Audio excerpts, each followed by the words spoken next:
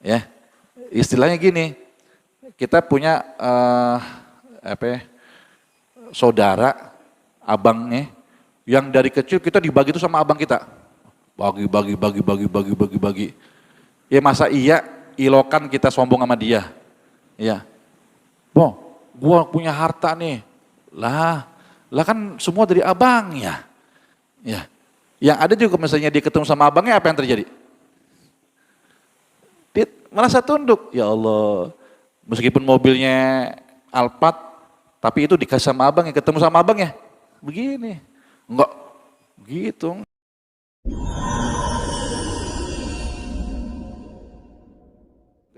Nah kita kan ibadah semua dikasih sama Allah. Kita bisa sholat pemberian dari Allah.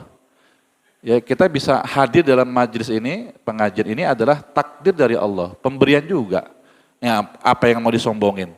Semuanya pemberian. Dikasih kita sama Allah, bukan di kita. Ya, semuanya adalah pemberian.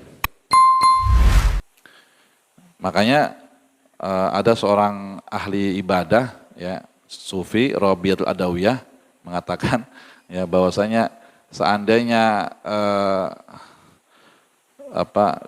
neraka ya itu adalah tempat buat orang-orang yang bermaksiat kepada Allah Subhanahu wa taala, tapi dengan neraka itu ya aku bisa beribadah kepadamu, masukkan aku ke dalamnya. Kenapa? Karena sudah merasakan bahwa Allah adalah satu-satunya zat yang berhak untuk disembah. Ya. Gitu, udah enggak mengharapkan surga, tidak takut kepada, bukan enggak takut neraka, maksudnya dia udah lillah aja udah, ibadahnya karena Allah, bukan takut neraka atau pengen surga. Iya. Kalau kita kan masih ada kepengennya, pengen surga, pengen selamat dari neraka, gitu. Orang-orang yang besar ma'rifahnya, mereka tidak ingin itu lagi. Kenapa? Karena mereka melihat bahwa itu makhluk juga. Surga itu ciptaan, kita ciptaan sama. Kok kita masih pengen sama-sama ciptaan? Neraka ciptaan. Ya. Yang beda apa? Allah sebagai pencipta. Ya. Jadi ini sebagai keselamatan kita di akhirat. Nah, di dalam hadis, man kanatil akhirah hammahu ja'alallahu ginahu fi qalbih. Barang siapa yang akhirat di dalam pikirannya, di dalam orientasinya, ya. Jadi ketika dia bangun tidur yang dipikirin akhirat, ya, bukan utang, bukan bini, bukan duit, bukan, tapi akhirat, maka Allah jadikan kekayaan dalam hatinya. Jadi hatinya itu nggak miskin, meskipun hidup susah.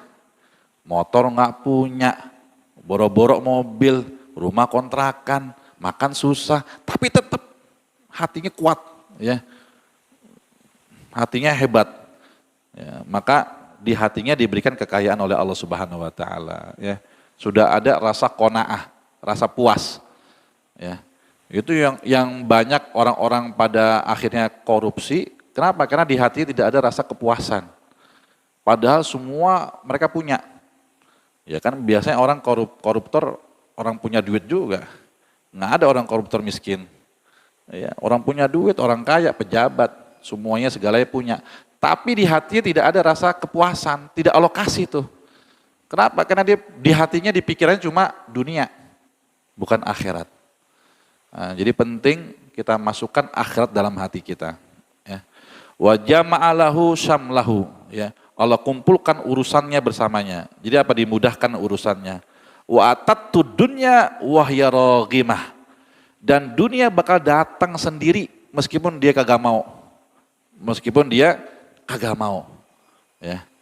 Sebagaimana dikisahkan bahwa sahabat Nabi yang bernama Abdurrahman bin Auf itu, yang orang paling kaya itu istilahnya ya, itu pengen mati miskin, nggak bisa-bisa. Disumbangkan hartanya, dapatnya keuntungan besar, disumbangkan, datang lagi.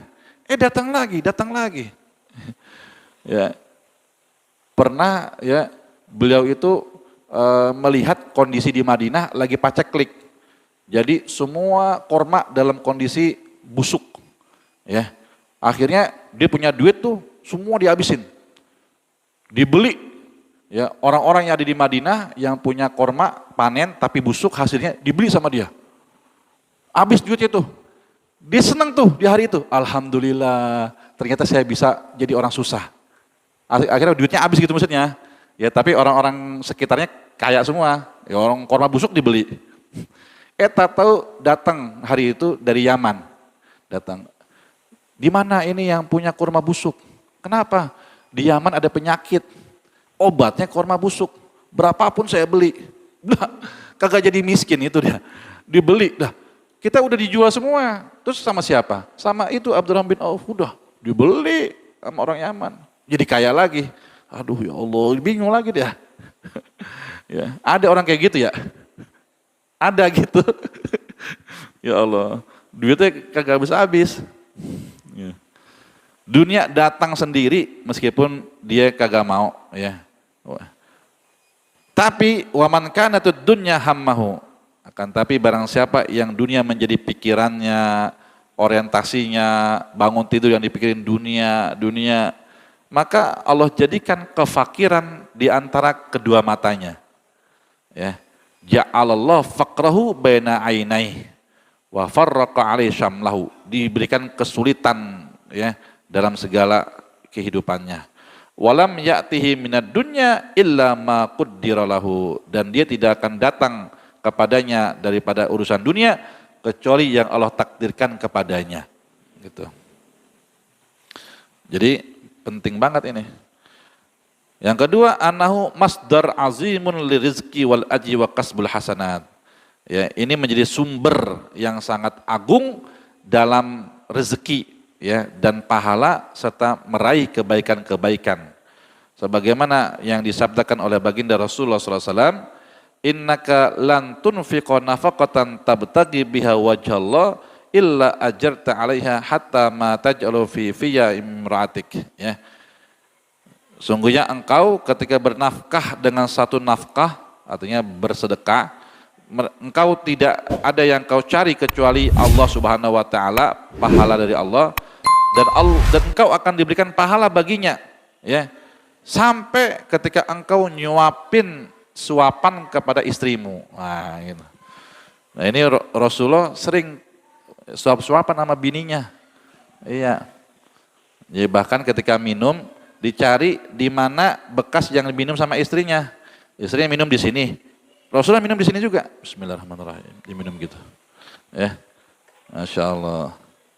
Jadi baik banget emang Rasulullah tuh. Ya, sama keluarganya ya. Ya, maka Rasulullah mewasiatkan kepada kita bapak-bapak untuk baik sama keluarga. Ya. Khairukum li ahlihi. Orang yang paling baik daripada kalian adalah orang yang paling baik terhadap keluarganya. Keluarganya siapa? Ya orang tuanya, istrinya, anaknya. Ya. Karena sekarang ada orang sama temen baik banget. Giliran di rumah pelit amat. Iya, sama temen, waduh apa juga. Lu mau apa? Tuh beli. Sampai di rumah pelit banget. Ya. Ada yang kayak begitu. Ya. Kemudian yang keempat, kadzalika fa inna hadzal ikhlas yunji minal adzabil azim. Ikhlas juga dapat menyelamatkan daripada azab yang agung di hari kiamat kelak.